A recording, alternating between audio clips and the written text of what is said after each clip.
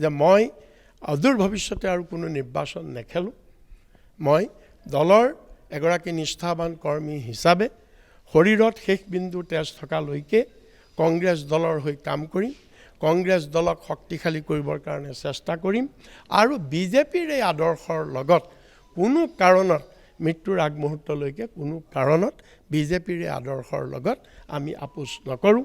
আমি দলটো পুনৰ শক্তিশালী কৰিবৰ কাৰণে আমি চেষ্টা কৰিম। মই ভৱিষ্যতে মই দলৰ হৈ দলৰ দিহা পৰামৰ্শ দলৰ অভিভাৱক হৈ মই কাম কৰিম, কিন্তু মই কোনো নিৰ্বাচনী যুঁজত আৰু ভৱিষ্যতে মই অৱতীৰ্ণ নহওঁ। এইটো মোৰ এটা সিদ্ধান্ত হৈছে, এইটোও মই আপোনালোকৰ যোগেদি মই জনাইছোঁ। কিন্তু সন্দেহ কিন্তু সকলোৰে উপজিছে, কাৰণ এইকাৰণেই উপজিছে মুখ্যমন্ত্ৰীয়ে কৈছে তেওঁ নিৰ্বাচন হোৱাৰ আগতেই তেওঁ কেনেকৈ ক'ব পাৰে, নিৰ্বাচন চলি থাকোঁতে তেওঁ কেনেকৈ ক'ব পাৰে যে আমি 100 চিট পাম, আৰু এতিয়া দেখা দেখি মোটামুটি 100 পোৱাৰ নিচিনা হৈছে। তেওঁ কৈছিলে যে বিৰোধীক মাত্ৰ আমি 22টা চিট দিম, তেওঁ কৈছিলে, আজি সেইটোৱে হৈছে। তাৰোপৰি এক্সিট পোলে তেওঁ কোৱাৰ পিছত এক্সিট পোলে যিটো দিছে সমীক্ষা, সেইটোও মোটামুটি একেই হৈছে। গতিকে তাৰোপৰি বিজেপিৰ বিভিন্ন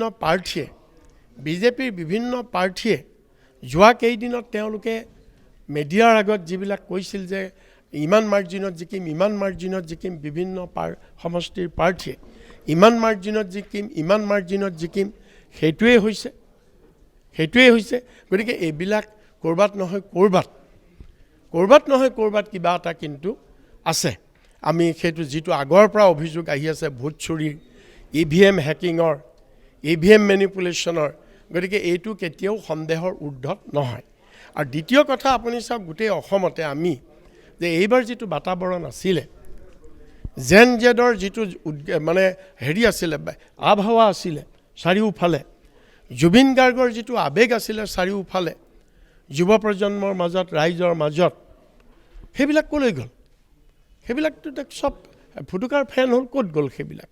মূল্যবৃদ্ধিৰ যি ধৰণৰ মানুহৰ মাজত ক্ষোভ আছিলে, মুখ্যমন্ত্ৰীয়ে যিমানবিলাক আবুল তাবুল কথা, সাম্প্ৰদায়িক কথা, বিভিন্ন ধৰণৰ অসাংবিধানিক কথা, বিভাজন কথা, ঘৃণাৰ কথা মুখ্যমন্ত্ৰীয়ে বিভিন্ন ঠাইত কৈছিলে, সেইবিলাকৰ বিৰুদ্ধে সকলোৰে যিটো উদগীৰণ আছিলে ক'লৈ গ'ল?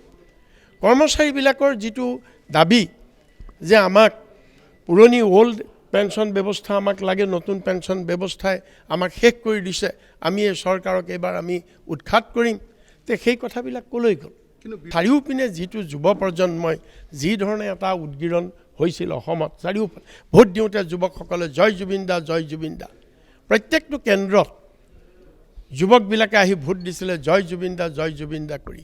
সেইবিলাক ভোট ক'লৈ